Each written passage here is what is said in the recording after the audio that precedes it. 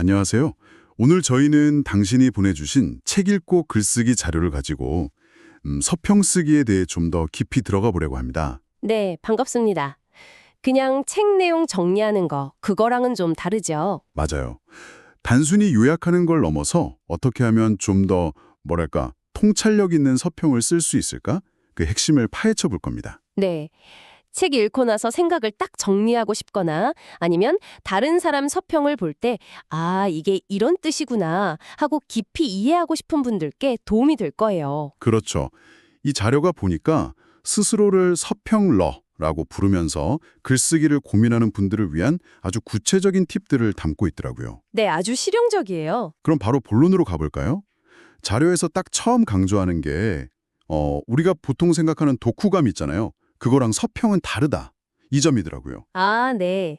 그게 중요하죠. 독후감은 보통 줄거리 요약하고, 아, 좋았다, 슬펐다, 이런 감상의 위주인데, 네네. 서평에는 분석, 그리고 판단, 평가 이런 게 꼭 필요하다고 말해요. 훨씬 더 객관적인 접근이랄까요? 분석, 판단, 평가. 그러니까 글쓰기 전에 내가 이걸 왜 쓰는지, 그냥 기록용인지, 누구한테 보여줄 건지, 아니면 진짜 분석을 하려는 건지 그 목표를 아는 게 중요하겠네요. 정확합니다. 그리고 그 분석, 판단, 평가를 제대로 하려면 책 읽는 방식부터 좀 달라져야 한다고 하는데요. 읽는 방식이요? 네, 자료에서 재미있게 독서를 3단계로 나눠요. 1단계가 그냥 감상하면서 읽는 거. 아, 재밌다, 감동적이다, 이런 거죠. 네, 보통 그렇게 읽죠? 그리고 3단계는 아주 깊이 파고드는 학문적인 독서, 연구 수준이죠. 근데 서평을 쓰려면 그 중간, 아, 중간이요. 네, 2단계인 분석 독서가 필요하다는 거예요. 너무 감정에 치우치지도 말고 그렇다고 너무 학문적으로 가지도 말고 딱 그 중간 지점. 아하, 논리적으로, 좀 이성적으로 책을 뜯어보는 거군요. 감성과 이성 사이에 그 뭐랄까, 줄다리기 같은 느낌이네요. 네, 맞아요. 자료에서도 밀당이란 표현을 쓰더라고요. 딱 그 느낌이에요.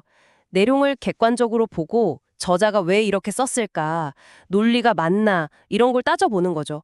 그래야 이제 판단이나 평가가 제대로 나올 수 있으니까요. 그렇군요. 개념은 이제 좀 잡히는 것 같아요. 그럼 좋은 서평은 어떤 구조를 가져야 할까요? 특히 블로그 같은 데 쓰는 중간 길이 글은요? 일단 기본 정보는 있어야죠. 제목, 저자 같은 서지 정보.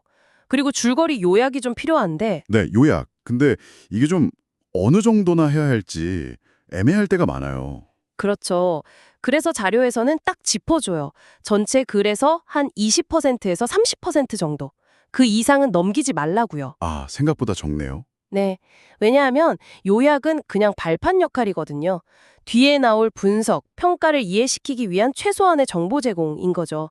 요약 자체가 목적이 되면 안 돼요. 결국 핵심은 분석이군요. 근데 그 분석이라는 게 자료 보니까 선택에서 시작된다고 하던데 이게 무슨 뜻이죠?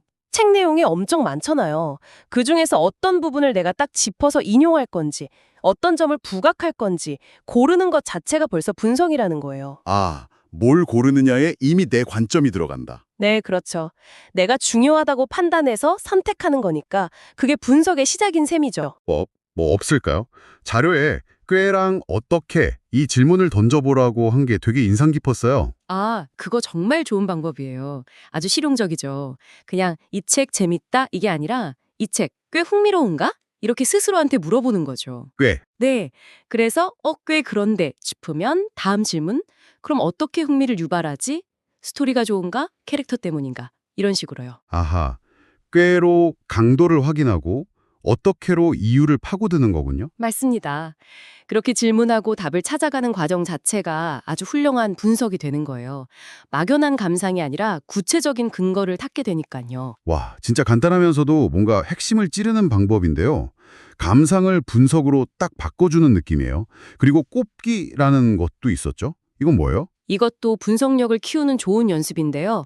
예를 들면 이 책에서 제일 인상적인 거 3가지, 제일 아쉬운 거 3가지, 핵심 메시지 3가지 이런 식으로요. 아, 3가지로 딱 추리는 거군요. 네, 의식적으로 중요한 걸 3개 정도만 딱 꼽아보는 연습이죠. 그냥 막연히 좋다, 별로다 하는 것보다 훨씬 구체적인 포인트를 잡게 되잖아요. 너무 많으면 또 헷갈리니까 3개 정도가 좋다고 하고요. 확실히 여러 질문 던지기 어려울 때 그냥 3가지만 꼽아보자. 하면 분석의 감을 잡는 데 도움이 되겠어요. 네, 그럼요. 막연한 걸 구체적으로 만드는데 아주 효과적이죠. 오늘 이렇게 쭉 얘기를 나눠보니까 서평이라는 게 단순히 읽고 느낀 점 쓰는 걸 넘어서는 꽤 목적이 뚜렷한 독서와 또 체계적인 분석, 그리고 나름의 판단과 평가가 필요한 글쓰기구나 싶네요. 맞습니다. 결국에는 왜? 라고 질문하는 힘, 그게 분석의 핵심인 것 같아요.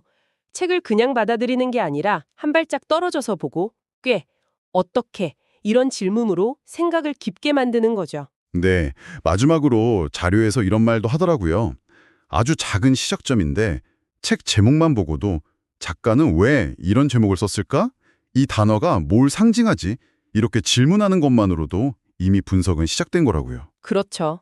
제목부터가 분석의 출발점이 될 수 있죠. 자, 그럼 이걸 듣고 계신 당신도 한번 생각해 보시면 좋겠습니다. 최근에 읽은 책, 그냥 좋았다, 싫었다 라는 느낌 말고요.